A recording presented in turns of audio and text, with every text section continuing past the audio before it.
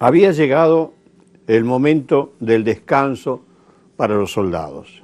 Luego de tanta tensión venían las ganas de no hacer nada, venían las ganas del sexo.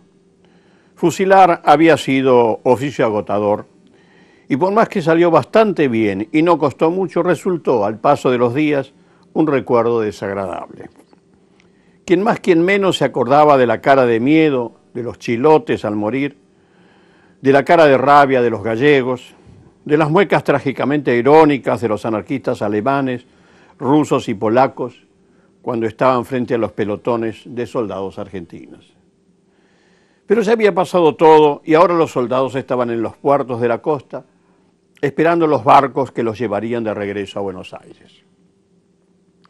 El teniente coronel Varela les había aflojado un poco la disciplina. Buen tipo este Varela y nada sonso. En pocos días les quebró el pescuezo a las columnas huelguistas, las copó y les dio la gran paliza. No le tembló la mano en ningún momento, ni se ablandó ante la mirada de carneros degollados de los chilotes. No había permitido que a ninguno de sus soldados se les aflojaran las piernas. Los levantaba en peso con 4 gritos. Eso bastaba para que empezara flojo, después fuera el mejor fusilador.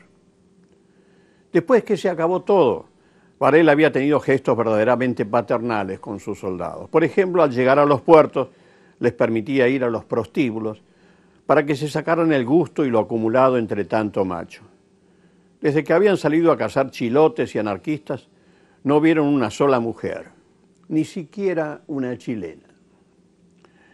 Todo este episodio histórico, el más cruel de nuestra historia en los primeros 75 años del siglo pasado, tan cruel como el degüello de prisioneros en el siglo XIX, tiene la característica de una barrabasada, de esas que siempre terminan por cometer los hombres cuando están mucho tiempo entre ellos, cuando se los deja solos y sienten la necesidad de demostrar que son duros, fuertes, machos.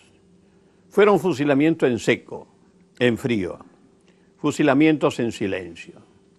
De haber pájaros, se hubieran escuchado sus trinos entre descarga y descarga. Pero nada, ni el alarido ni el llanto de una mujer. Pero ahora era otra cosa. En las ciudades había mujeres y todo cambiaba. Los duros muchachotes de uniforme se ponían blandos y les agarraba la risita cuando veían pasar a una mujer. Se reunió a los soldados, se les hizo poner en posición de descanso y se les explicó que iban a ir al prostíbulo en tandas. Un suboficial, con términos bien claros para que entendieran todos, dio detalles de cómo se debe hacer uso de una prostituta y no contagiarse una gonorrea o un chancro.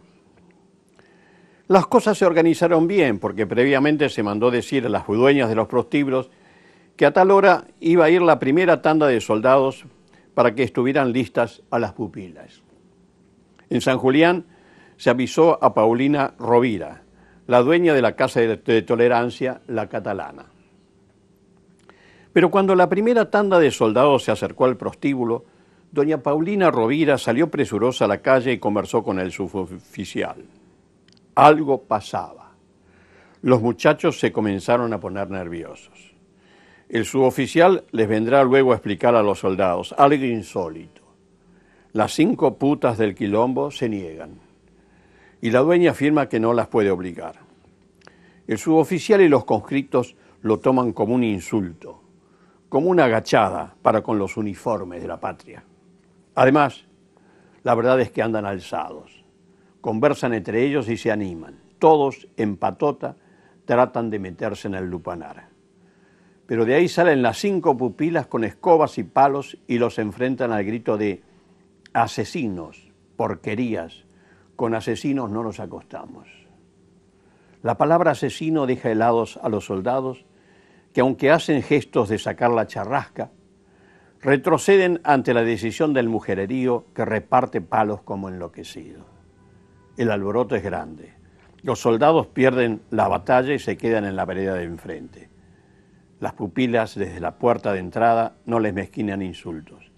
Además de asesinos y porquerías, le dicen cabrones malparidos. Se ve que había alguna española entre ellas. Y según el posterior protocolo policial, textual, también otros insultos obscenos propios de mujerzuelas. La cosa no da para más. El insulto de asesinos les ha quitado a los curtidos soldados la gana de todo. La picazón en las ingles se ha convertido en un amargo sabor en la boca. Ya no tienen ganas de nada, sino de emborracharse de pura rabia. A las meretrices las meterán luego en un calabozo. El comisario aquí tiene una grave responsabilidad. Dentro de todo se ha insultado al uniforme de la patria y se ha tomado partido por los huelguistas. Una paciente investigación nos ha llevado a conocer el nombre de estas 5 mujeres, o mejor dicho, de estas 5 mujerzuelas, los únicos seres valientes que fueron capaces de calificar de asesinos a los autores de la matanza de obreros más sangrienta de nuestra historia. Y aquí sus nombres. Tal vez los mencionaremos como un pequeño homenaje, o no digamos homenaje, digamos recuerdo de las 5 mujeres que cerraron sus piernas como gesto de rebelión. Consuelo García, 29 años, argentina, soltera, profesión pupila del prostíbulo. Ángela Fortunato, 31 años, argentina, casada, modista, pupila del prostíbulo. Amalia Rodríguez, 26 años, argentina, soltera, pupila. María Juliache, española, 28 años, soltera, 7 años de residencia en el país, pupila del prostíbulo. Y Maud Foster, inglesa, 31 años, soltera, con 10 años de residencia en el país, de buena familia, pupila del prostíbulo. Jamás creció una flor en las tumbas masivas de los peones fusilados. Solo piedra, mata negra y el eterno viento patagónico. Están tapadas por el silencio de todos, por el miedo de todos. Solo encontramos esta flor, esta reacción de las pupilas del prostíbulo de la Catalana el 17 de febrero de 1922.